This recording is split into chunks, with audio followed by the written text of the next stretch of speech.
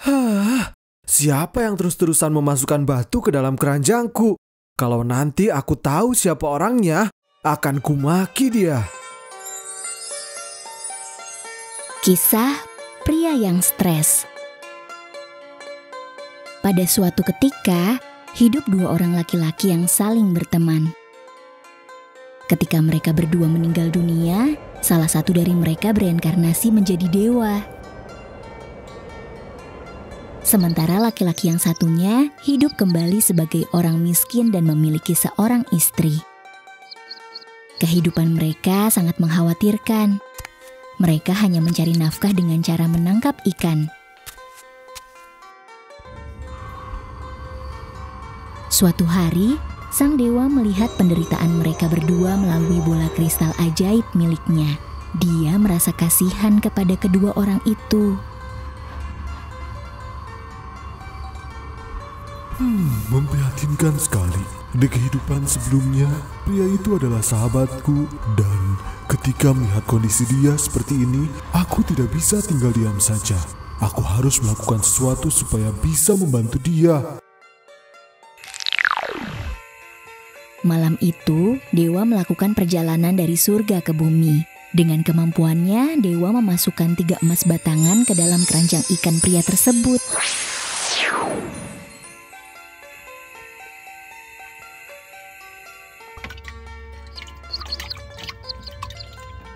Di pagi harinya, dia melihat bahwa bukan ikan yang ada di dalam keranjangnya, melainkan emas. Karena dia tidak mengetahui bahwa itu adalah emas dan mengiranya hanya batu biasa, dengan begitu saja dia membuang emas-emas itu. Kemudian, dia menaruh kembali keranjangnya ke dalam air. Keesokan harinya, dewa menaruh kembali emas batangan ke dalam keranjang milik pria itu. Dan pria itu kembali membuang emas-emas yang dimasukkan oleh sang dewa.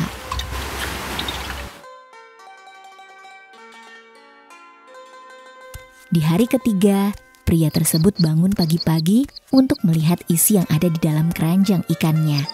Namun, ketika dia sampai di danau, dia masih menemukan emas batangan itu ada di dalam keranjangnya. Siapa yang terus-terusan memasukkan batu ke dalam keranjangku? Kalau nanti aku tahu siapa orangnya, akan kumaki dia. Pria tersebut sangat kesal. Pada akhirnya dia membawa emas-emas itu ke rumahnya.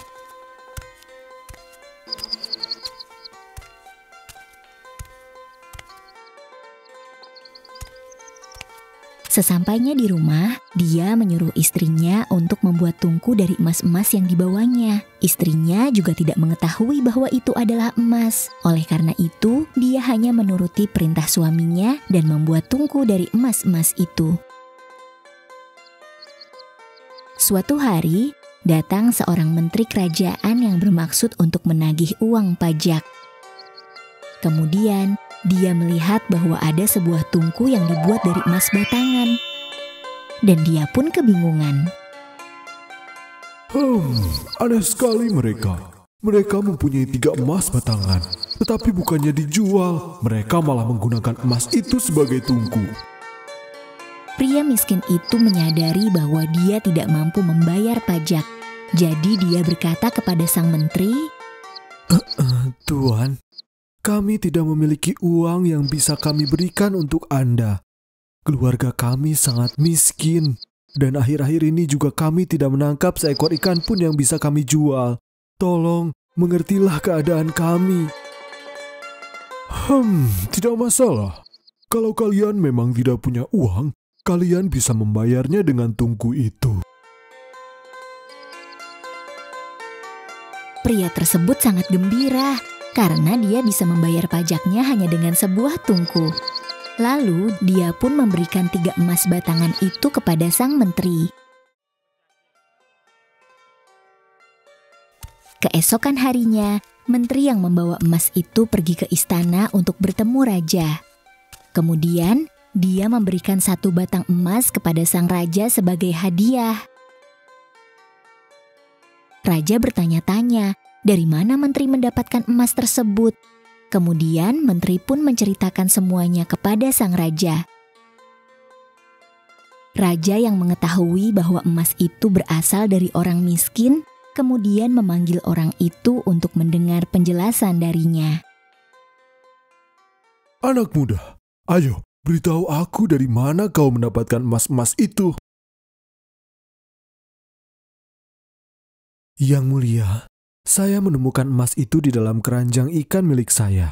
Sebelumnya saya pikir itu hanyalah batu. Saya merasa kesal karena tidak mendapatkan ikan. Jadinya saya membawa emas itu dan menggunakannya sebagai tungku. Lalu saya berikan 3 emas batangan itu kepada menteri. Begitu yang mulia. Mendengar hal tersebut, raja meminta menteri untuk memberikan 2 batang emas lainnya pada sang raja. Dia juga memerintahkan pria itu untuk mencarikan lebih banyak emas untuknya. Mendengar hal tersebut, pria tersebut pun menjawab, Tapi yang mulia, saya tidak bisa menemukan emas itu karena itu terjadi secara kebetulan. Apa? Apa kau bermaksud untuk menentang perintahku? Tidak yang mulia. Raja memerintahkan para penjaga untuk memasukkan pria itu ke dalam penjara. Pria tersebut hidup semakin sengsara di dalam penjara. Terlebih lagi, penjaga kesal terhadap perilaku pria tersebut. Menjengkelkan sekali. Tiap hari kau hanya diam dan frustasi. Bagaimana kau bisa menemukan emas-emas itu? Setelah mendengar hal itu, raja memanggil pria tersebut untuk menjelaskan apa yang sudah terjadi. Hei, apa yang sudah terjadi sehingga penjaga merasa kesal kepadamu? Itu karena aku frustasi dan stres yang mulia. Mendengar hal itu, raja menjawab, Kalau begitu, tolong carikan aku hewan yang stres dan frustasi. Jika kau tidak bisa menemukannya, aku tidak akan segan untuk mengeksekusimu. Mendengar hal ini, pria itu pun ketakutan. Gawat, kali ini bisa-bisa aku mati. Di mana aku bisa menemukan hewan yang stres? Pria tersebut tidak mampu menentang perintah dari raja. Dia berpamitan pada raja untuk mencari hewan tersebut.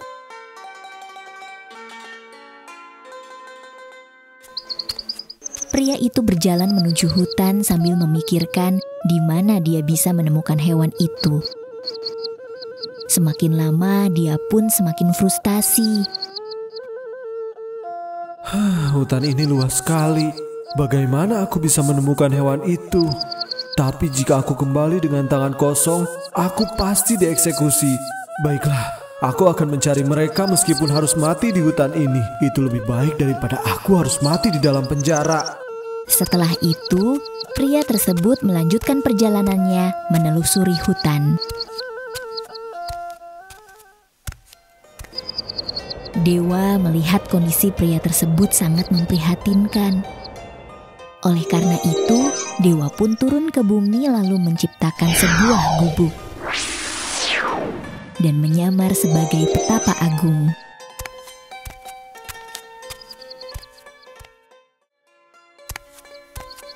Sang pria yang terus berjalan sendiri di dalam hutan, tiba-tiba melihat sebuah gubuk. Dia senang ketika melihat gubuk itu. Lalu dia mendekati gubuk itu dan memberi salam kepada petapa yang tinggal di situ. Sepertinya ada sesuatu yang terjadi sampai kau datang ke sini. Benar sekali. Lalu pria itu bercerita tentang sang raja yang memerintahnya untuk mencari binatang yang stres. Hanya itu saja. Itu mudah. Kau tidak usah khawatir. Aku akan membantumu. Dengan kemampuannya, sang petapa itu memanggil binatang-binatang ganas seperti singa, gajah, harimau, dan ular. Lalu dia mengecilkan ukuran binatang-binatang tersebut dan memasukkannya ke dalam sebuah botol untuk diberikan kepada pria tersebut. Ambil ini. dan serahkan pada raja. Tapi sebelum kau membuka botolnya, pastikan semua keluarga kerajaan berkumpul di tempat itu, termasuk sang raja. Dan juga semua pintu masuk dan jendela istana harus tertutup. Lalu setelah itu, baru kau bisa membuka botolnya. Pria itu menuruti apa yang diperintahkan sang petapa dan memberikan botol itu kepada raja. Yang mulia, saya sudah menemukan hewan-hewan itu dan saya menaruhnya di dalam botol ini. Tapi sebelum saya membuka botolnya, tolong kumpulkan seluruh keluarga kerajaan di istana ini dan tutup semua pintu masuk. Setelah itu, baru kita bisa membuka botolnya. Hewan-hewan yang stres ini sangat cepat.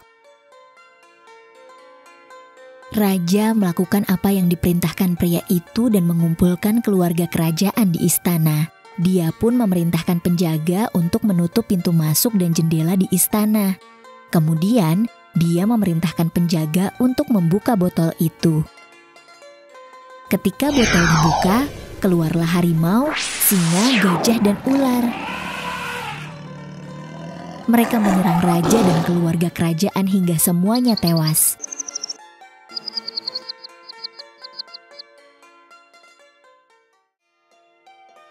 Para menteri dan rakyat yang melihat kesaktian dari pria itu pun menobatkan dirinya sebagai raja yang baru.